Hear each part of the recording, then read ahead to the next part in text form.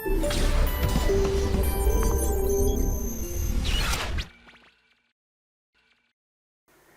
dear student, this is Avinash Kishore, your avian sir, present with the next topic of JEE Main crash course, that is fluid. तो अभी तक हमने heat 1, heat 2, thermal expansion, gravitation वगैरह सारे topic हमने revise कर लिए हैं क्वेश्चन के थ्रू. अब नेक्स्ट टॉपिक शुरू करते हैं, वो है फ्लूइड. फ्लूइड में वही चीज़ फॉलो होने वाला है, क्वेश्चन में कराऊंगा जिसमें थ्योरी भी रिविजन होता रहेगा, टॉपिक वाइज सारे टॉपिक करते जाएंगे. ठीक है, तो चलिए फर्स्ट क्वेश्चन से शुरू करते हैं.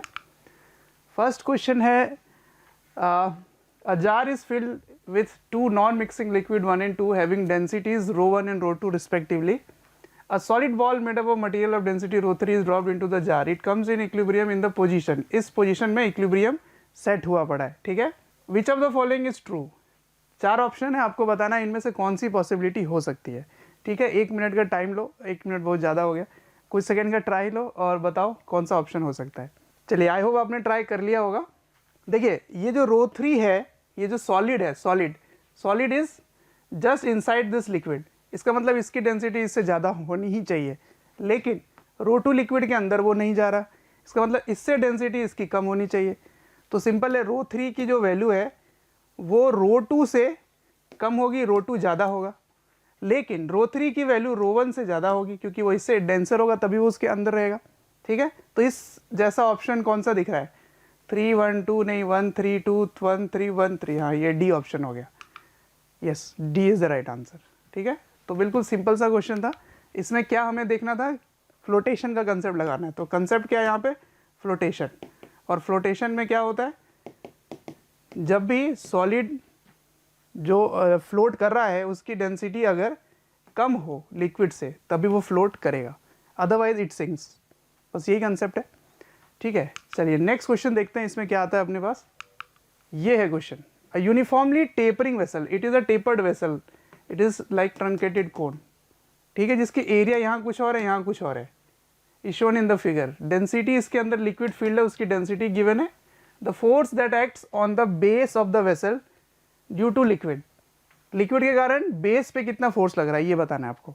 ठीक है, देखिए इस पर एरिया गिवन है, ये पहला एरिया ऊपर का है और नीचे का एरिया उससे डबल है. तो सिर्फ बताना है the force that acts on the base of the vessel, यहाँ पे कितना फोर्स लग रहा है ये बताना है. तो याद करो, प्रेशर का क्या डेफिनेशन था? Pressure is force by area. लेकिन ये कौन सा फोर्स? कौन सा फोर्स? उसको थ्रस्ट बोलते हैं. और थ्रस्ट क्या होता है? Force which is perpendicular to the area. It means converse will give me pressure into area will give me the force which is perpendicular to the area. इसका मतलब अगर मुझे प्रेशर पता है और एरिया से मैं मल्टीप्लाई करूँगा तो वो फोर्स देगा जो इस एरिया के परपेंडिकुलर होगा और किस डायरेक्शन में होगा. ये जो फोर्स होता है दिस इज ऑलवेज कंप्रेसिव, है ना. प्रेशर का फोर्स हमेशा दबाने की कोशिश करेगा, तो इट इज ऑलवेज कंप्रेसिव, दबाएगा. ठीक है, तो अगर यहाँ का प्रेशर आप देखो तो इसमें कंप्रेस कैसे हो सकता है? इस तरह से नीचे से अगर लगे तब लगेगा, तो इस जगह का फोर्स हो गया F2. और यहाँ पे जो प्रेशर है उसके कारण जो फोर्स लगेगा F1 वो इस डायरेक्शन में होगा, है ना, कंप्रेसिव. तो अब बताओ, ट्राई करो इसको, कौन सा ऑप्शन आ रहा है आपका. तो हो गया सॉल्व. चलिए देखिए क्या आता है. देखो इसमें लिखा है कि the force that acts on the base of the vessel, केवल यहाँ पे कितना फोर्स लग रहा है ये बताना है. तो ये होगा रो जी एच प्रेशर इंटू यहाँ का एरिया. इसको A2 लिख दो, इसको A2 लिख दो. ठीक है, तो ये कितना हो जाएगा बता दो. रो रो रो रो कितना है? Rho is the density of liquid 900. ठीक है, into G10 into H, H is 0.4 into area. Area यहाँ पे क्या होगा? 2 इंटू 10⁻³ ये होगा. ठीक है, तो देखो बस बेस पे कितना फोर्स लग रहा है ये बताना है. इसके शेप पे डिपेंड नहीं करेगा. किसके शेप पे? मतलब अगर ये टेढ़ा हो या ऐसे सीधा हो, प्रेशर यहाँ पे वही रहेगा रो जी एच, है ना. और जो टोटल फोर्स है वो इसमें यहाँ का जो नॉर्मल रिएक्शन है ना उसके भी कंपोनेंट्स ऑटोमेटिकली ऐड हो जाते हैं. तो इसीलिए जब भी फोर्स पूछा जाए what is the force that acts on the base of the vessel due to liquid, तो इसमें सिर्फ आपको प्रेशर इनटू एरिया करना होता है, क्योंकि ये एक प्रॉपर्टी है लिक्विड की कि चाहे वेसल जैसा भी हो, प्रेशर जो होता है वो केवल इसके हाइट पे डिपेंड करता है ना, बस हाइट पर, शेप ऑफ कंटेनर पे डिपेंड नहीं करता, तो प्रेशर उतना ही होगा। ठीक है, तो क्या है आंसर सॉल्व करो, ये हो चुका है रो जी एच इंटू एरिया। ठीक है, तो ये ऐसा यूनिट में आ गया, न्यूटन में आ सकता है, सॉल्व कर लेते हैं। तो 1 2 3 ये तीनों ही कैंसिल हो गए। ठीक है, उसके बाद एक डेसिमल इसके साथ है, तो ये हो गया अपना, डेसिमल चला गया नीचे, तो ये हो गया 9 टू जा 18 एंड 18 4 जा 72, तो 7.2 न्यूटन। ठीक है, 7.2 न्यूटन। तो yes, this is an option 7.2 newton. Yes, B is the right answer. ठीक है, ये इसका राइट आंसर हो गया। तो ऐसे इसको करते हैं, सिर्फ प्रेशर इनटू एरिया करना है। Okay, pressure into area. ठीक है, चलिए नेक्स्ट क्वेश्चन देखते हैं। This is our next question. इसमें क्या लिखा हुआ है, a light semi cylindrical gate of radius R is pivoted at its mid O of diameter as shown in the figure, holding liquid of density rho. The force F required to prevent the rotation of the gate is equals to, इसको rotate होने से रोकने के लिए कितनी force की requirement है। तो पहले समझते हैं कि रोटेट कौन कराएगा, है ना, कौन कराएगा रोटेट। तो समझिए यहाँ पे जो लिक्विड है, इसका जो प्रेशर है उसके कारण जो फोर्स जनरेट होगा वो इसको रोटेट कराएगा। तो अभी मैंने क्या बताया, प्रेशर का जो फोर्स होगा वो एरिया के परपेंडिकुलर होगा, वो एरिया के परपेंडिकुलर होगा, पर मेरा एरिया ही टेढ़ा मेढ़ा है, तो इसमें कैसे लेंगे। तो हमेशा कर्व पार्ट में जब आप परपेंडिकुलर बनाते हैं तो वो नॉर्मल के परपेंडिकुलर होता है ना, नॉर्मल के ऐसे। तो यहाँ पर अगर आप नॉर्मल बनाएं, सर्कुलर पार्ट में अगर नॉर्मल बनाएं तो वो कहाँ से पास होगा, कहाँ से, वो सेंटर से पास होगा, ऐसे वो सेंटर से ऐसे पास होगा। ठीक है, ऐसे। इसका मतलब इसके कारण जो भी फोर्स जनरेट हो रहा है ना, वो सेंटर से ही पास हो रहा होगा। क्यों, क्योंकि इसके नॉर्मल जब भी आप बनाएंगे तो tangent is always perpendicular to normal and that normal has to pass through the centre. ऐसे देखो, अगर ये नॉर्मल है तो इसके सेंटर से ही पास हो रहा होगा। इसका मतलब जो भी फोर्स जनरेट हो रहा है वो इस सेंटर से ही पास हो रहा है। तो फिर इसके अबाउट तो कोई टॉर्क ही नहीं आ रहा है, ओ के अबाउट कोई टॉर्क ही नहीं आ रहा है। इसका मतलब मुझे रोकने के लिए ये जो घूम रहा होगा उसको रोकने के लिए कुछ फोर्स ही नहीं चाहिए, है ना, कोई फोर्स नहीं चाहिए। तो एफ की वैल्यू क्या हो गई, 0, क्योंकि जो भी फोर्स लिक्विड लगा रहे हैं उनकी डायरेक्शन ओ से पास हो रही है, तो वो घुमा ही नहीं पाएंगे। क्योंकि टॉर्क क्या होता है बच्चों, आर क्रॉस एफ, ये होता है। ठीक है, तो जब ये दोनों पैरेलल हो गए, आर पैरेलल टू एफ हो गया, नहीं इसमें पैरेलल वाला पॉइंट ही नहीं है, आर ही 0 हो गया क्योंकि वो एक्सिस से ही पास हो रहा है। ठीक है, पैरेलल नहीं हुआ, यही 0 हो गया, बस खत्म, टॉर्क खत्म, फोर्स 0 रिक्वायर्ड है। क्या आ रहा है इसमें, none of these. Got it. फिर से मैं बताता हूँ, जो प्रेशर का फोर्स होता है वो सरफेस के परपेंडिकुलर होता है, मतलब एरिया के परपेंडिकुलर होता है। और अगर वो एरिया के परपेंडिकुलर होगा और एरिया ही एक रेगुलर शेप नहीं है, कर्व है, तो फिर उस पर नॉर्मल बनाओगे, उसके परपेंडिकुलर होगा वो। ठीक है, तो ऐसे करते हैं। चलिए नेक्स्ट क्वेश्चन देखते हैं। इसमें ऑल फोर्सेस पास थ्रू और therefore no torque. Okay, so this is the next question. The area of cross section of the wider tube is shown in the figure is 800 centimetre square.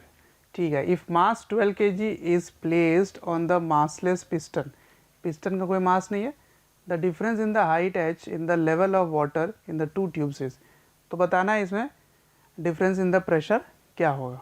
ठीक है, चलिए इसमें कौन सा concept लगाए, कैसे करें इसको। इसमें इसके कारण जो प्रेशर जनरेट हुआ है वही इस लिक्विड में प्रेशर डिफरेंस का कारण बना है। तो इसके कारण प्रेशर क्या डेवलप हुआ है,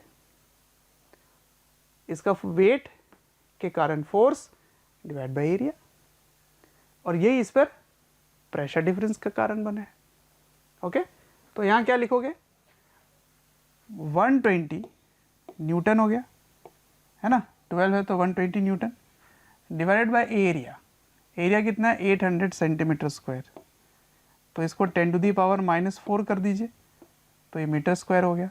ये किसके इक्वल होगा, यहाँ के रो जी एच के इक्वल होगा।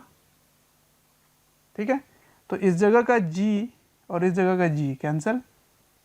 अब इसको रो से डिवाइड कर दीजिए, रो से डिवाइड कर दीजिए, तो 10 टू दी पावर 3 डिवाइड हो गया, क्योंकि ये वाटर ही है ना, लेवल ऑफ वाटर, हाँ बिल्कुल वाटर है। तो h अब निकल आएगा, देखिए कैसे, 10 टू दी पावर -4 और 10 टू दी पावर +4, एक ज़ीरो इससे मैंने जोड़ दिया, इसमें कैंसिल हो गया, तो 12/80, 12/80 metre, 12/80 metre, but answer centimetre में, तो इंटू 100 कर लेते हैं, एक जीरो यहाँ से कैंसिल हो गया, 4 2 जा, 4 3 जा, 2 1 जा, 2 5 जा, 5 3 जा, 15 सेंटीमीटर। ठीक है, तो ये आ गया आपका आंसर। ठीक है, तो इसमें मैंने पास्कल लॉ लगाया है, जिसमें एक्सेस प्रेशर जो होता है वो लिक्विड में यूनिफॉर्मली डिस्ट्रीब्यूट हो जाता है। तो यहाँ पर प्रेशर वेट के कारण आया, फोर्स बाय एरिया, और ये जो प्रेशर जनरेट हुआ है ये लिक्विड के कॉलम के कारण प्रेशर आया। ठीक है, तो सेम लेवल पे प्रेशर सेम होगा, ये जो प्रेशर इसने इंक्रीज किया वही प्रेशर इस लिक्विड में डिस्ट्रीब्यूट हो गया। Got it? नेक्स्ट क्वेश्चन देखते हैं इसमें। थैंक यू स्टूडेंट्स, आप लोगों का बहुत प्यार मिल रहा है इस फ्री ऑनलाइन क्रैश कोर्स के द्वारा। जो आप लोग देख रहे हैं उसमें आपके लाइक्स और कमेंट्स कंटिन्यूसली प्यारे बच्चों प्राप्त हो रहे हैं, देख करके बहुत अच्छा लगता है, मोटिवेशन मिलता है। मैं आपके साथ एक इन्फॉर्मेशन और शेयर करना चाहता हूं प्यारे बच्चों, जो कि डिस्क्रिप्शन बॉक्स में दी गई है, वहां पर एक लिंक दिया गया है। प्लीज़ आप उस लिंक पर क्लिक करें और इस लिंक पर क्लिक करके रजिस्ट्रेशन करवाएं आपके इस जेईई मेंस के क्रैश कोर्स की ऑनलाइन टेस्ट सीरीज़ के लिए, जो बिल्कुल फ्री है। ठीक है प्यारे बच्चों, साथ ही साथ जो बच्चे कोटा आकर जेईई एडवांस की तैयारी करना चाहते हैं उनको भी मैं बता दूं कि उनके लिए एक लिमिटेड सीट्स वाला एक बैच हम लोग स्टार्ट कर रहे हैं, जिसकी डेट है प्यारे बच्चों 27 जनवरी। तो प्लीज़ प्रायर रजिस्ट्रेशन कराएं, और उस बैच को अगर आप ऑफलाइन ज्वाइन करना चाहते हैं तो उसको ज्वाइन करके अपने जेईई एडवांस की सक्सेस को प्यारे बच्चों श्योरिटी में कन्वर्ट करें। Thank you very much. This is our next question. इसमें एक सिलेंडर है, cylinder actually it is cylinder, homogeneous rod of length 12 length का रॉड है। It floats partly immersed in water, water में थोड़ा पार्ट इमर्स्ड है और वो फ्लोट कर रहा है, being supported by a string fasten to one of its end. ठीक है, यहाँ पे फास्टन कर दिया गया है। The specific gravity of rod is this. Specific gravity का क्या मतलब है, रिलेटिव डेंसिटी। ठीक है, मतलब density of solid by density of water. ठीक है, ये इसका मतलब हो गया। कितना है ये, 0.75। ठीक है, the length of the rod that extend out of the water, ये बताइए कितना होगा, कितना लेंथ पानी के बाहर है, ये बताना है आपको। ट्राई कीजिए 2 मिनट। ठीक है, चलिए, आई होप ट्राई कर लिए होगे आप। क्या आ रहा है आंसर? चलिए, इसको मैं थोड़ा बड़ा बना के दिखाता हूँ, क्योंकि इसमें एफबीडी का काफ़ी बढ़िया रोल है। इसको समझते हैं ऐसे, ये अपना सिलेंडर रॉड है। ठीक है, ऐसे यहाँ पर टेंशन लग रहा है टी। ओके, मैं इसको थीटा ले लेता हूँ, तो ये थीटा हो जाएगा। ठीक है, अब क्वेश्चन है कि कितना बाहर है ये, तो इसी को x ले लेते हैं, तो ये वाली लेंथ क्या हो जाएगी, L माइनस एक्स हो जाएगी। ठीक है, अच्छा अब समझिए बात को। होमोजीनियस है, होमोजीनियस का क्या मतलब हुआ कि इसका सेंटर ऑफ मास इसके सेंटर पे लाई करेगा। तो दो बातें हैं, सबसे पहले इस पे वेट यानी कि mg किधर लगता है, तो इसके बिल्कुल सेंटर ऑफ मास पे लगेगा, तो यहाँ पे लग रहा है mg। ठीक है। तो इस जगह पे mg लगा देते हैं, यहाँ पे बिल्कुल सेंटर पे इस जगह पे ले लेते हैं, mg लग रहा है, ठीक है। अब बॉइंड फोर्स किधर लगता है बच्चों? Buoyant force always acts at center of buoyancy. And what is center of buoyancy? Where do we find center of buoyancy? Center of buoyancy is actually center of mass of immersed part. जितना पानी के अंदर डूबा है उसका centre of mass. तो पानी के अंदर के कितना डूबा है, L-x, उसकी हाफ लेंथ, और किधर एक्ट करेगा? ऊपर की ओर, ऐसे। ये हो गया अपना बॉइंड फोर्स, ठीक है। तो यहाँ से इसकी डिस्टेंस क्या होगी? ये वाली डिस्टेंस इसकी हाफ हो जाएगी, है ना, L-x/2, ठीक है। ये सेंटर ऑफ बायंसी हो गया। और इस जगह से कितने डिस्टेंस पर ये एक्ट कर रहा है? L लेंथ पर, क्योंकि टोटल लेंथ 2L है तो उसके हाफ पे एक्ट करेगा, दैट इज़ L लेंथ पे एक्ट करेगा, ठीक है। और कोई यहाँ पे फोर्सेस नहीं है। तो इसकी इक्विलिब्रियम आपको पता करनी है ना। तो इक्विलिब्रियम में नेट फोर्स 0 होगा और नेट टॉर्क 0 होगा। तो ऊपर का फोर्स नीचे के फोर्स के बराबर होगा।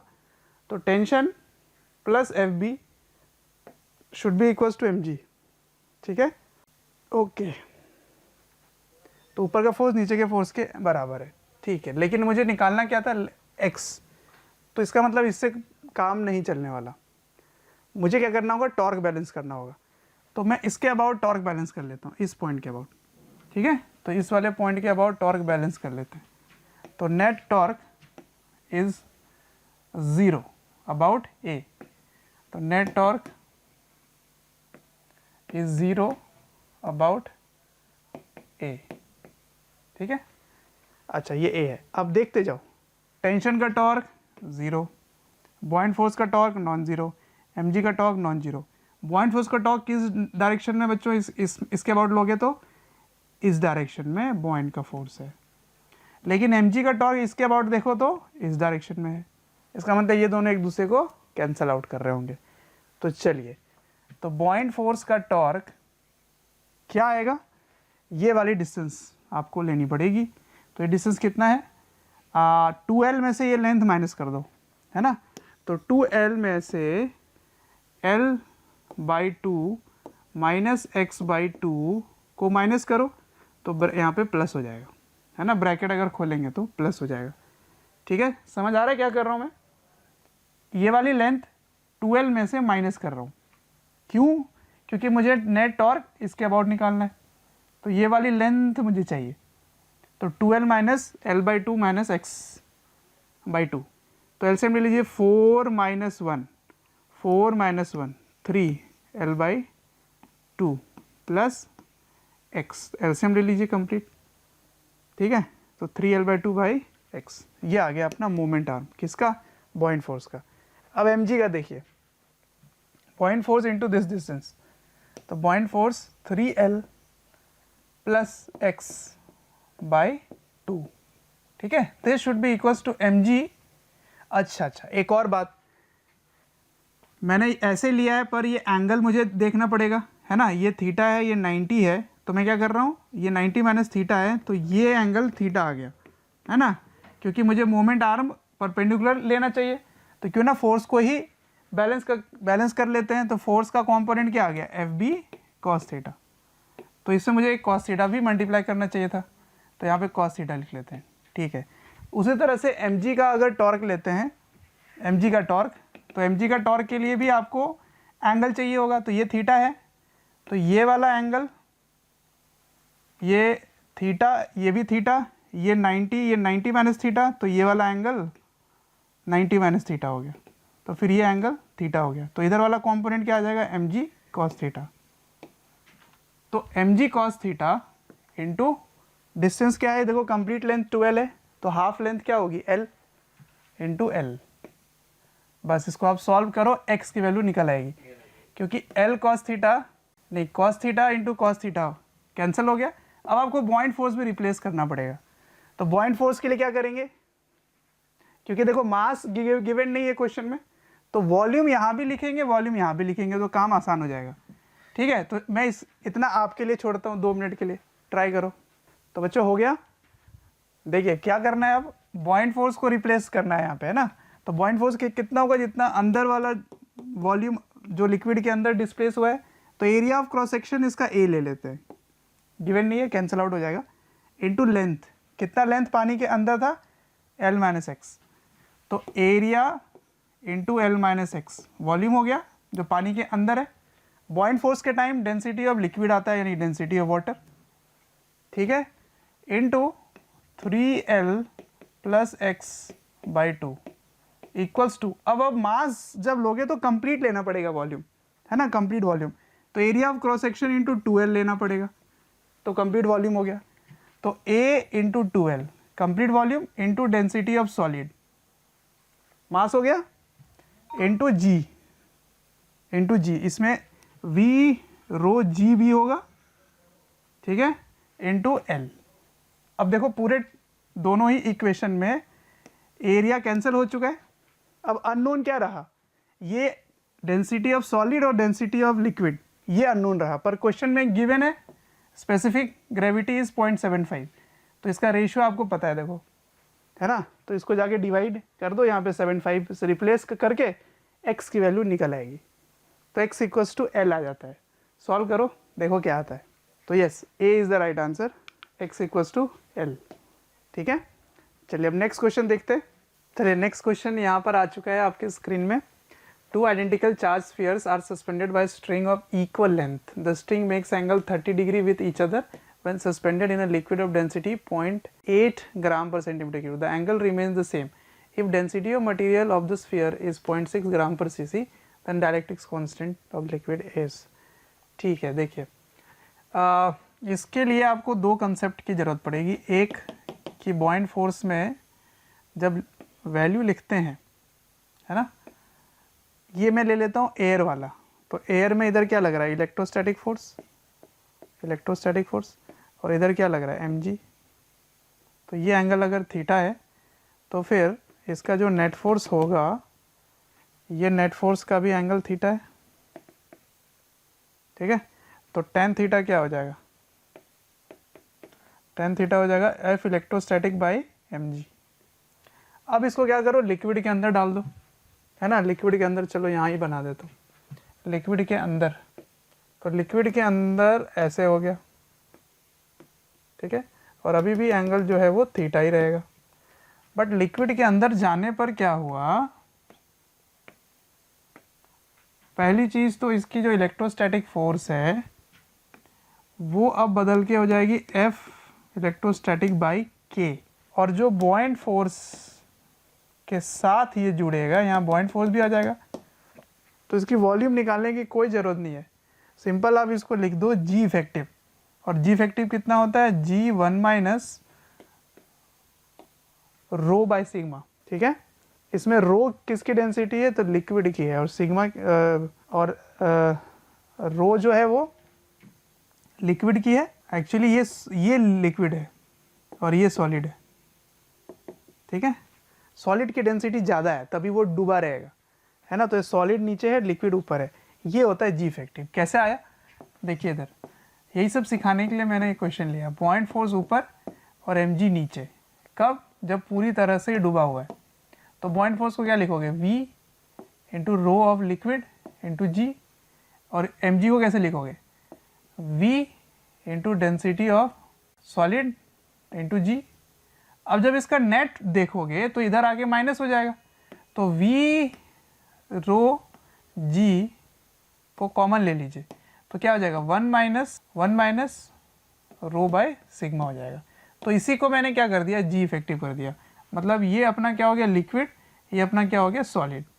ये सॉलिड है, ये लिक्विड है। मैंने यहाँ पर रो सिग्मा उल्टा लिख दिया है, तो कोई कन्फ्यूजन नहीं है। चलो मैं कर ही देता हूँ चेंज, ये चला गया, ठीक है। तो यहाँ पर आप लिखोगे रो लिक्विड बाय सिग्मा सॉलिड, ठीक है। तो ये इसी चीज़ को मैंने जी इफेक्टिव लिखा और इसको क्या कर दिया मैंने, मास, तो m जी इफेक्टिव। तो किसी लिक्विड के अंदर जी की वैल्यू जी इफेक्टिव इतनी हो जाती है। अब उन्होंने कहा कि कोई भी एंगल चेंज नहीं हो रहा, तो ये एंगल थीटा है, तो ये भी थीटा हो गया। तो इसका tan थीटा क्या होगा, इसका tan थीटा क्या होगा, ये बाई ये, ठीक है। तो ये कितना है, F इलेक्ट्रोस्टैटिक बाई के, और ये कितना है, M G effective, G effective है। अब इन्होंने कहा इसमें कोई चेंज नहीं है, तो इनको बराबर कर दो। बराबर किया तो ये दोनों कैंसिल हो गए, और mg से mg भी कैंसिल हो जाएगा, क्योंकि यहाँ पे g1 माइनस दिस आता है, तो g भी कैंसिल हो जाएगा। तो अल्टीमेटली क्या रह गया, देखो ध्यान से, ये दोनों टर्म इधर चले जाएंगे, है ना। तो k की वैल्यू आपको चाहिए, तो k is equals to 1 by g गया 1 माइनस इनका डेंसिटी का रेशियो। तो density of liquid by density of solid, density of liquid देखो 0.8 और ये कितना है 1.6, दैट इज हाफ। क्या ये हाफ है ना, ये 0.8, ये 1.6, हाफ हो गया। इसको सॉल्व करोगे तो भी हाफ आएगा, ये 2 ऊपर चला जाएगा, तो k इक्वल्स टू 2 आ गया। देखो ये स्मार्ट सोल्यूशन हुआ, इसको ऐसे करना है, ठीक है। तो 2 आ गया आपका आंसर, सी, गॉट इट। ये हो गया। तो अगर इसको सॉल्व किया जाए तो इस तरह से आ जाता है आंसर k इक्वल्स टू 2, ठीक है। नेक्स्ट क्वेश्चन देखते हैं क्या आ रहा है अपने पास। नेक्स्ट क्वेश्चन देखिए, SHM और लिक्विड का जो कंसेप्ट है डेंसिटी और फ्लोटेशन का, वो मिक्स करके क्वेश्चन है। देखिए, a cubical piece of wood has dimension ABC, ठीक है। Its relative density is D। Relative density मतलब समझ रहे हैं, D का मतलब है density of solid by density of water, is floating in a large body of water such that side A is vertical. तो A वाला साइड वर्टिकल है, तो कुछ ऐसा होगा, ऐसे बना देते हैं, ऐसा, ठीक है। और ये वाला पार्ट वर्टिकल है, ऐसा है, ठीक है। और A इसका वर्टिकल है, ये अपना B है और ये अपना C है, ये अपना C है, ठीक है, ऐसे। अब अगर ये फ्लोट कर रहा है तो इसका कुछ पोर्शन पानी के बाहर है, कुछ अंदर है, तो टाइम पीरियड ऑफ SHM बताना है। तो इसको अगर स्लाइटली पुश कर दिया जाए तो पुश करने पे ये अंदर चला जाएगा, ऐसे ऐसे, और अंदर जाने पर आप एक्स्ट्रा कितना प्रोड्यूस किए, मान लो इसके अंदर कुछ था और आप x और कर दिए तो y प्लस एक्स हो गया, तो एक्स्ट्रा आपने x डिस्प्लेस किया, वही एक्स्ट्रा बॉइंट फोर्स प्रोड्यूस हो रहा होगा, है ना। आपने ये x नीचे किया तो यही एक्स्ट्रा बॉइंट फोर्स दे रहा होगा। तो इसी के कारण आपको net force equals to ma करोगे और a जो होगा वो x का फंक्शन आ जाएगा, तो अपने आप उसकी टाइम पीरियड आ जाएगी। उसके बाद क्या लिखोगे, 2 पाई बाई ओमेगा, ये आ जाएगा टाइम पीरियड। क्या करेंगे, नेट फोर्स, एक्स्ट्रा फोर्स जो होगा, extra force equals to mass into acceleration, और एक्सेलरेशन को लिखोगे ओमेगा स्क्वायर एक्स, ठीक है। अभी जो x के साथ जितने भी नंबर होंगे उसको रिप्लेस करोगे, और मास को कैसे रिप्लेस करोगे, ABC इसकी वॉल्यूम हो गई, length into breadth into height into D इसकी रिलेटिव डेंसिटी D है, रिलेटिव डेंसिटी कितना है D, ठीक है। तो ये हो गया इसका सोल्यूशन। देखिए एक इक्विलिब्रियम ये था, पहले बैलेंस हो रहा था, तो after displacing by extra point force कितना जनरेट हो जाएगा, ये एक्स्ट्रा जनरेट हो जाएगा, ठीक है। तो acceleration as a function of x आ गया, तो ये वाला पोर्शन क्या है, ओमेगा स्क्वायर। अब इसको सॉल्व कर लो, उल्टा कर दो, तो टाइम पीरियड आ जाएगा, ठीक है। हसरतें दिल में दबाने से क्या होगा, सिर्फ एक बार होठ हिलाकर तो देखो, और सिमट आएगा आसमां आगोश में तुम्हारे, चाहत की बाहें फैलाकर तो देखो, और निगाहों से निगाहें मिलाकर तो देखो, नए लोगों से रिश्ता बनाकर तो देखो। हालांकि प्यारे बच्चों, अब हम आप नए नहीं हैं, बहुत दिनों से आपका हमारा कांटेक्ट हो चुका है। मेरा आपसे यही कहना है कि प्लीज़ सब्सक्राइब करें, और जो हमारा बेल आइकन है प्यारे बच्चों उसको हिट करें, क्योंकि कहीं ना कहीं जो रिक्वेस्ट आप लोगों के हमें मिलती हैं कमेंट्स के माध्यम से, उसमें हम ये चाहते हैं कि जो भी आपकी रिक्वेस्ट आ रही है उनको अपडेट करें। जो टॉपिक आपके छूट गए हैं वो टॉपिक आपको कहीं ना कहीं जरूर दें, तो वो टॉपिक आपको प्रोवाइड करने के लिए आपको इन्फॉर्मेशन कैसे कहीं ना कहीं मिले, तो आपको किसी से पूछने की जरूरत नहीं है, just to subscribe the channel. Okay, subscribe करें और बेल आइकन को हिट करें। Thank you. तो ये है नेक्स्ट क्वेश्चन, ये रहा। Piece of steel has weight W in air and W1 when completely immersed in water and W2 when completely immersed in an unknown liquid. तो बताइए relative density क्या है उस लिक्विड का, ठीक है, ये बताना आपको। तो रिलेटिव डेंसिटी होता क्या है ये बताओ। रिलेटिव डेंसिटी होता है डेंसिटी ऑफ सॉलिड, मतलब इस लिक्विड का निकालना है तो density of liquid by density of water, ये होगा, ठीक है ना, ये आपको निकालना है, ये होता है रिलेटिव डेंसिटी। अब हुआ क्या, W piece of steel has weight W in air, air में W है, ठीक है जी, और W when completely immersed in water, तो फिर वाटर से आपको बॉइंट फोर्स कितना मिला, बॉइंट फोर्स वाटर से कितना मिला, W माइनस W1, ये मिला, ठीक है। अब इसको कैसे लिखोगे, volume into density of water into g, ठीक है जी, ये हो गया अपना, equals to W minus W1। अब बॉइंट फोर्स जो आपको उस लिक्विड से मिलेगी, उस लिक्विड से, वो कितना हो जाएगा, volume into density of liquid into g, ये मिलेगी, और वो कितना होगा, air minus W2, W2 is completely immerse in unknown liquid. अब आपको क्या चाहिए, लिक्विड बाय वाटर, तो इन दोनों को कर दो डिवाइड, इसको नीचे ले आओ, rho water into g divide by W minus W1, ठीक है। तो ये देखो कट गए और रेशियो आ गया W minus W2 by W minus W1, तो ऑप्शन क्या आ गया, B option, yes, B is the right answer, ठीक है। इस तरह से हमें करना है, गॉट इट। तो कैसे निकलता है, बॉइंट फोर्स से निकलता है। बॉइंट फोर्स क्या होता है, loss in weight, that is the buoyant force, ठीक है। तो बॉइंट फोर्स से रिलेटेड हमने क्वेश्चंस काफ़ी किए हैं, एक क्वेश्चन और करते हैं, फिर हम लोग बर्नौलीज के क्वेश्चन करेंगे, ठीक है। So this is the next question, okay. Question है, a cone of radius R and height H, radius R है और हाइट एच है, is hanging inside a liquid of density rho by means of string as shown in the figure, the force due to liquid acting on the slant part, इसमें कितना force लग रहा है ये बताना है आपको, ठीक है, ऑफ द कोन इज, ये बताना है। नेग्लेक्ट एटमॉस्फेरिक प्रेशर, इस स्लांट पार्ट में कितना फोर्स लग रहा है। देखिए इसको करने का दो मेथड है, इनफैक्ट तीन है। एक मेथड इंटीग्रेशन से जितना फोर्स लग रहा है इसको इंटीग्रेट आप कर दो, ऐसे स्ट्रिप बना के इसका आंसर आ जाएगा, पर वो नहीं अटेम्प्ट करेंगे। दूसरे मेथड पे आते हैं। देखिए दूसरा मेथड ये है कि आप इसको अज्यूम कीजिए कि अगर ये कंप्लीट सिलेंडर होता, ऐसे कंप्लीट सिलेंडर, तो इतने पार्ट का जो वाटर है उसी को वो बैलेंस किया हुआ है ऐसे, है ना, यहाँ पर इतने पार्ट जो वाटर कंटेंट है उसका जो मास है उसके कारण जो वेट आया है उसी को यहाँ से फोर्स लगा के इसने बैलेंस किया हुआ है, और उसी का रिएक्शन फोर्स इस पर लग रहा होगा जो कि स्लांट पार्ट पे लग रहा है। तो इसका मतलब वॉल्यूम ऑफ शेडेड से मास ऑफ शेडेड निकाल के वेट ऑफ शेडेड निकाल सकते हो। तो वो कितना होगा, वो होगा 2, तो मैंने डायरेक्ट लिख दिया आंसर, वो होगा pi R square into H, volume of cylinder minus cone का 1/3 पाई आर स्क्वायर एच, है ना, ये हो गया, इंटू रो इंटू जी, सही है। तो कितना हो गया 2/3 pi R square H into rho, ये हो गया मास इंटू जी, यही फोर्स लग रहा है, खत्म कहानी, ठीक है। अब इसको करने का एक मेथड और, तीसरा मेथड देखिए, वो ये है कि हमने बॉइंट फोर्स की डेफिनेशन क्या पढ़ी थी, बॉइंट फोर्स आता कैसे है। Buoyant force is pressure difference का फोर्स, है ना, प्रेशर डिफरेंस का फोर्स।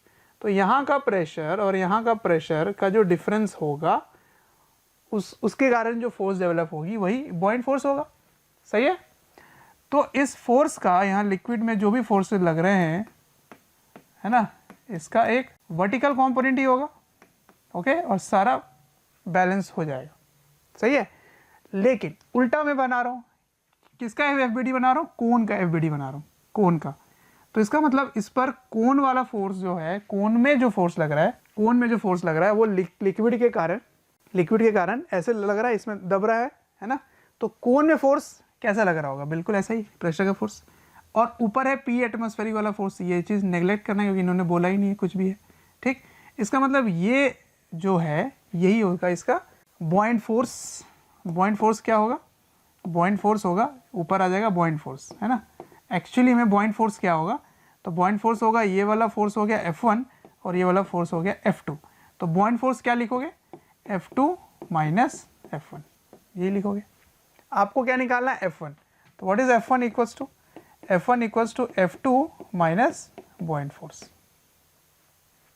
अब F2 क्या होगा, नीचे का फोर्स, नीचे का फोर्स क्या होगा, प्रेशर के कारण जो फोर्स होगा, प्रेशर का फोर्स क्या होगा, रो जी एच ये होगा इनटू एरिया, तभी तो फोर्स आएगा, तो पाई आर स्क्वायर, तो यहां लिख दो पाई आर स्क्वायर, ठीक है, माइनस बॉइंट फोर्स, बॉइंट फोर्स कितना होगा, जितना वॉल्यूम डिस्प्लेस हो रहा है, डिस्प्लेस वॉल्यूम कितना है 1/3 पाई आर स्क्वायर एच, कोन का वॉल्यूम इंटू रो इंटू जी, तो वो फिर से वही आ गया, देख रहे हो, इसी को आप माइनस कर रहे हो।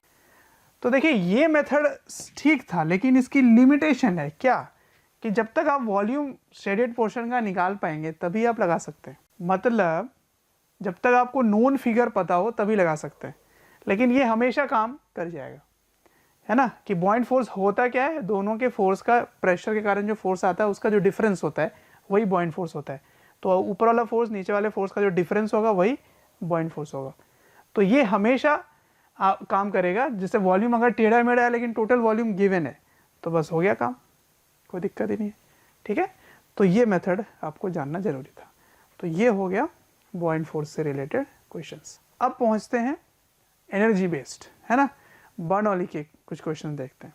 Okay, this is the question, ठीक है, equal volume of two immiscible liquid, equal volume two immiscible liquid of density rho and 2 rho are filled in the vessel, ठीक है, 2 small holes are punched at h/2 and 3h/2, इसका मतलब ये कितना है h/2 है, और ये कितना है 3h/2 है, इसका मतलब यहाँ से ये h/2 है ना, ये वाली वैल्यू यहाँ से h/2 है, तभी तो h + h/2 3h/2 है, ठीक है। If v1 and v2 are the velocity of efflux, ये e है यहाँ पर, efflux at these two holes, then v1/v2 is equals to, तो v1/v2 आपको बताना है क्या होगा, या उसका रेशियो बताना है क्या होगा।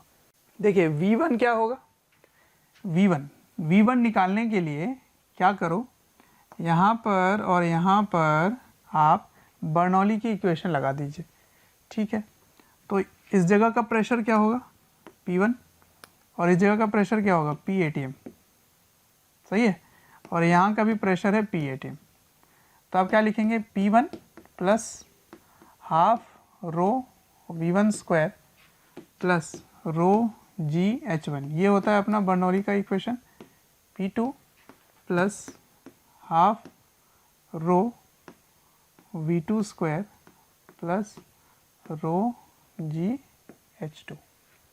अब देखिए P1 की वैल्यू क्या है, P ATM प्लस रो, ये रो है GH/2, क्योंकि आप h/2 पर है, plus half rho V1 square, V1 की वैल्यू क्या होगी 0 होगी, क्यों, क्योंकि इसकी एरिया बहुत बड़ी है, तो इस जगह की वेलोसिटी बिल्कुल ना के बराबर दिखेगी आपको, है ना, तो ये पार्ट 0 हो गया, ठीक है, प्लस रो GH, ये H क्या होता है, रेफरेंस से हाइट, क्या होता है रेफरेंस से हाइट, तो आपने रेफरेंस दोनों में सेम ले लिया, तो इसीलिए ये H वाला पार्ट भी 0 हो गया, तो ये पार्ट 0 हो गया। P2 क्या होगा, P ATM, यहाँ पर निकलने वाला जो लिक्विड का प्रेशर है P ATM, प्लस हाफ रो निकल रहा है, कितने से निकल रहा है, ये V1 है, तो इसको V1 लिखेंगे, ओके, V1 लिखेंगे, ये वाला पार्ट जो है ना वो इस जगह का 1 था ये, पर इन्होंने 1 लिखा है तो मैं वहाँ पे 1 लिखूँगा, और ये हाइट भी वहाँ पे सेम ही रहा, तो ये 0 हो गया, ठीक है, तो ये P ATM कैंसिल, क्योंकि इस जगह का प्रेशर एटमॉस्फेरिक प्रेशर है, तो ये क्या आ गया, rho GH2 h/2 equals to half rho V1 square, तो हाफ कैंसिल, रो कैंसिल, तो V1 की वैल्यू क्या आ गई, √GH, ये आ गई, ठीक है। अब V2 की बारी है, तो V2 के लिए क्या करें, V2 के लिए यहाँ पर और यहाँ पर वही चीज़ कंजर्वेशन लगाएंगे, ठीक है, तो इस जगह का प्रेशर क्या होगा, इस जगह का प्रेशर होगा यहाँ से यहाँ आना है आपको, तो वहाँ लिखोगे P ATM प्लस इस जगह तक का प्रेशर क्या होगा, एक ही लिक्विड है तो रो GH, लेकिन जब आप यहाँ पर आओगे ना तो 2 रो हो जाएगा, तो 2 रो GH/2, ठीक है, ये हो गया, plus half rho V square, ये 0 हो गया, equals to P A T M, equals to P A T M, क्योंकि इस जगह का प्रेशर क्या है, P A T M, plus velocity नहीं सेम लेवल पे हो तो वो वाला पार्ट हो गया 0, ठीक है। अच्छा, ये समझ रहे हो मैंने क्या लिखा है, ये मैंने लिखा है प्रेशर कंप्लीट, ठीक है। तो वेलोसिटी 0 है और रो जी एच सेम लेवल में है, वो भी 0 हो गया, है ना, सेम लेवल वाला 0 हो गया, ठीक है। ये रो जी एच वाला पार्ट 0 हो गया, प्लस हाफ, अब कौन सी लिक्विड बाहर आ रही है, 2 रो वाली बाहर आ रही है, समझे, इंटू V2 का स्क्वायर। तो इस जगह से V2 क्या आएगा, देखो P A T M cancel, ये कितना हो गया 2, ये भी कैंसिल, 4 हो गया, ये 1 + 1 9 2 हो गया। तो यहाँ लिखोगे 2 रो जी एच इस जगह पे इक्वल्स टू, ये 2 और 2 कैंसिल, रो V2 स्क्वायर, तो रो और रो भी कैंसिल हो गए, तो V2 कितना आ गया, √2GH इक्वल्स टू V2। ये हो गया सेकेंड पार्ट, ये हो गया फर्स्ट पार्ट, दोनों का ले लीजिए रेशियो 1/2, तो √GH बाई √2GH, है ना, √2GH, this is V1 by V2, तो √2 के अंदर 1/√2 आ जाएगा, ठीक है। तो डी वाला option, okay, yes, D is the right answer, ठीक है। ऐसे करते हैं। तो बर्नौली इक्वेशन बहुत ही सिंपल इक्वेशन है, बट उसको लगाना बहुत केयरफुल होकर करना होता है। एक आपको रेफरेंस डिफाइन करना होता है, रेफरेंस से कितना हाइट ऊपर है वो रो जी एच वाला पार्ट होगा, और जो लिक्विड बाहर निकल के आ रहा है या लिक्विड की जो वेलोसिटी देख रहे हो उसकी डेंसिटी देखते हैं, ठीक है ना। चलिए अब नेक्स्ट क्वेश्चन देखते हैं इसमें। तो ये है अपना next question, water is flowing steadily through a horizontal tube of non uniform cross section, ठीक है। If pressure of water is this, pressure of water is this at a point where cross section is this and velocity of flow is this, ठीक है। what is the pressure at a point where cross section reduces to this, चलो बढ़िया है फिर तो दोनों में area की वेरिएशन दी गई है और प्रेशर पता है, वेलोसिटी नहीं दी गई है ना। तो आपको प्रेशर बताना है उस जगह पे। तो सबसे पहले आपको वेलोसिटी पता करना पड़ेगा, तो कंटिन्यूटी की इक्वेशन लगाओगे, a1v1 equals to a2v2, got it. अच्छा a1 कितना है, a1 कहाँ गया, एरिया, हाँ ये हो गया, और यहाँ वेलोसिटी इतना है 0.2, ठीक है। और v1 कितना है वहाँ पे 2 मीटर पर सेकेंड। तो जब एरिया 0.02 हो गया 1 हो गया तब उसकी वेलोसिटी कैलकुलेट करनी है। तो देखो ये पार्ट एग्जैक्टली इसका डबल है ना, ये डबल है, तो 4 हो गया, 4 मीटर पर सेकेंड इज v2, ठीक है। अब आप फॉर्मूला लगा दोगे P1 plus rho g h plus half rho V1 square. तो इन्होंने लिखा है water is flowing steadily through horizontal tube, तो हॉरिजॉन्टल है तो ये वाला पार्ट हो गया 0, तो ये मैं नहीं लिखूंगा, तो मैं लिखूंगा यहाँ पे P2 plus half rho V2 square, ठीक है ना, ये वाला पार्ट नहीं लिखेंगे, ठीक है। तो प्रेशर यहाँ पे क्या है, प्रेशर इज दिस, तो यहाँ लिख दिया आपने 4 × 10⁻⁴, ठीक है, प्लस हाफ रो कितना है वाटर, तो 10⁻³ और V1 कितना बच्चों, V1 2 का स्क्वायर, ठीक है। अब इधर इसको भेज दो, इधर माइनस हो जाएगा, हाफ × 10⁻³ × 2 का स्क्वायर, दैट इज 4 का square, sorry, equals to P2। अब इसको आप सॉल्व कर लीजिए, प्रेशर निकल आएगा, ठीक है। तो आया समझ में क्या कर रहा हूँ, बर्नौली की इक्वेशन लगा रहा हूँ। बर्नौली क्या कहता है, प्रेशर मतलब sum of energy over a given volume remains constant, ठीक है। तो एक गिवन वॉल्यूम का liquid during the flow total energy constant रहता है, ठीक है, that is called Bernoulli's equation, ठीक। तो मैं एनर्जी ही कंजर्व कर रहा हूँ, ये है अपना प्रेशर एनर्जी, ये है potential energy per unit volume, ये है kinetic energy per unit volume, ठीक है, पूरे टाइम कांस्टेंट रह रहा है, ठीक, नेक्स्ट क्वेश्चन देखते हैं इसमें।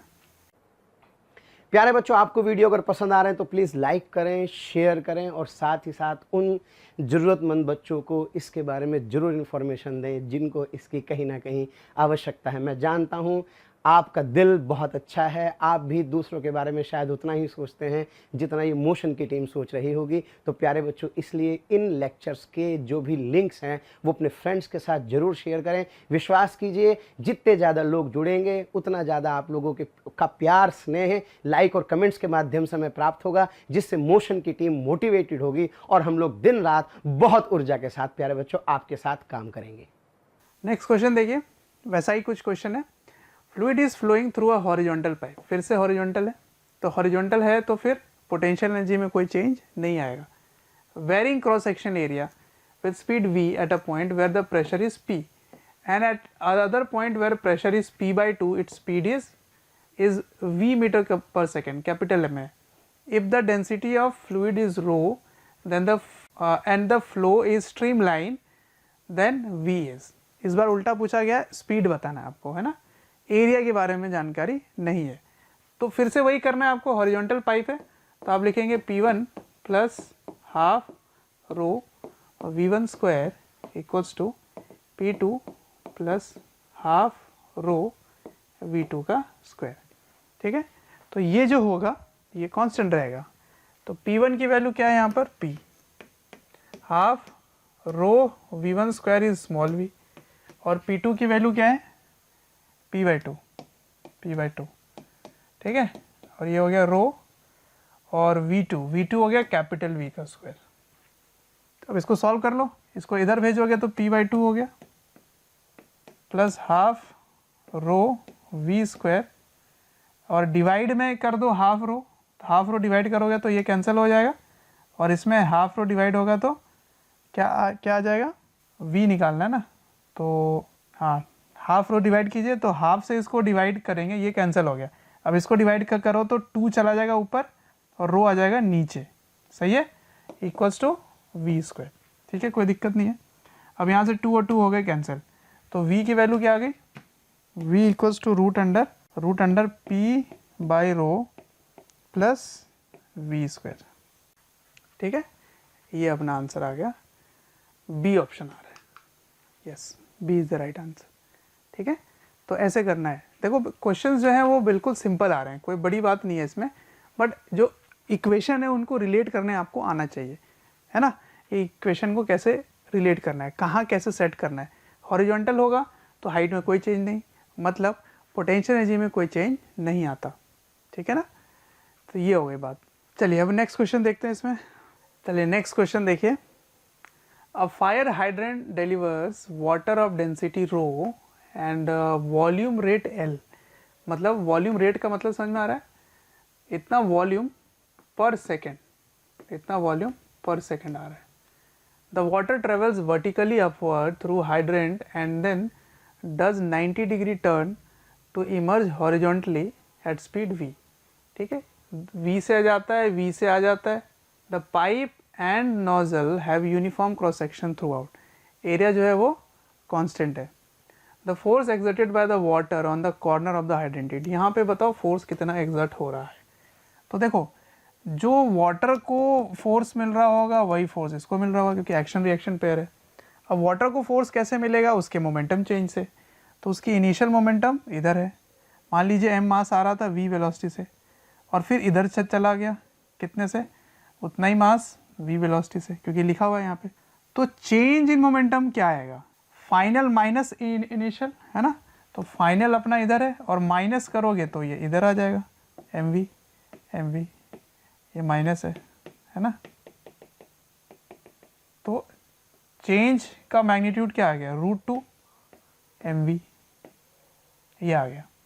अब चेंज इन मोमेंटम पर सेकेंड फोर्स होता है, चेंज इन मोमेंटम पर सेकेंड फोर्स होता है, √2 mv चेंज इन मोमेंटम पर सेकेंड। तो आपको यहाँ पे टाइम से डिवाइड करना पड़ेगा, है ना, टाइम से डिवाइड करना पड़ेगा। ये हो गया आपका फोर्स। अब मास बाय टाइम को क्या बोल सकते हैं, मास बाय टाइम को इतना वॉल्यूम रेट है ना, तो वॉल्यूम रेट को कैसे लिखोगे, देखो इधर volume into density is mass by time, है ना। तो यही हो गया अपना L इंटू रो, समझो ध्यान से, V by t equals to L, तो L इंटू रो हो गया आपका। इसका मतलब ये M बाई टी को क्या लिख सकते हैं, √2 रो VL लिख सकते हैं इसे, तो √2 रो VL, yes this is the answer force का, है ना। तो मोमेंटम में जो चेंज हुआ है वो ही फोर्स लगाएगा, ओके।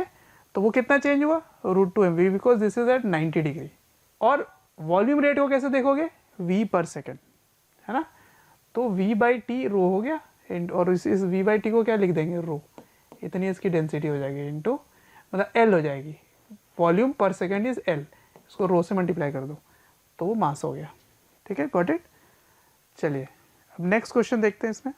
नेक्स्ट क्वेश्चन है अपना ये, cylinder vessel open at the top, दो बार ओपन आ गया, open at the top is 20 centimetre high and 10 centimetre in diameter, ठीक है। तो डायमीटर दिया है और हाइट दी गई है ऐसे ऐसे, ठीक है, ये सिलेंडर है। A circular hole whose cross section area is 1 centimeter per square is cut at the center of the bottom। चलिए यहाँ पे होल कर दिया गया है, ठीक है, और उसका एरिया ही दे दिया गया है, एरिया कितना है 1 सेंटीमीटर स्क्वायर, ये इसका एरिया हो गया, ठीक है। तो ये कंप्लीट एरिया है, ठीक है, और इसकी ज़रूरत नहीं है, इनफैक्ट इसकी ज़रूरत नहीं है। 10 सेंटीमीटर, हाँ 10 सेंटीमीटर इसकी रेडियस है, राइट, रेडियस है। तो एरिया क्या लिखेंगे, पाई आर स्क्वायर लिखेंगे एरिया, ठीक है। और हाइट कितना गिवन है, टोटल h हाइट गिवन है 20 सेंटीमीटर, 20 सेंटीमीटर, ठीक। अब क्या है कि इसमें पानी भरा जा रहा है, ओके। क्या लिखा है, water flows from a tube above 8 into a vessel at the rate of 100 centimetre cube पर सेकेंड। कितनी वाटर की फिलिंग हो रही है या लिक्विड की फिलिंग हो रही है, वाटर ही लिखा हुआ है। तो कितना भर रहा है इसके अंदर, इसमें भर रहा है v पर सेकेंड इज 100 सेंटीमीटर क्यूब पर second. The height of the water in the vessel under the state is, ये बताना है आपको, हाइट ऑफ वाटर बताना है। सोचो मैक्सिमम कितना लेवल इसमें जा सकता है, ये सोचो कितना जा सकता है।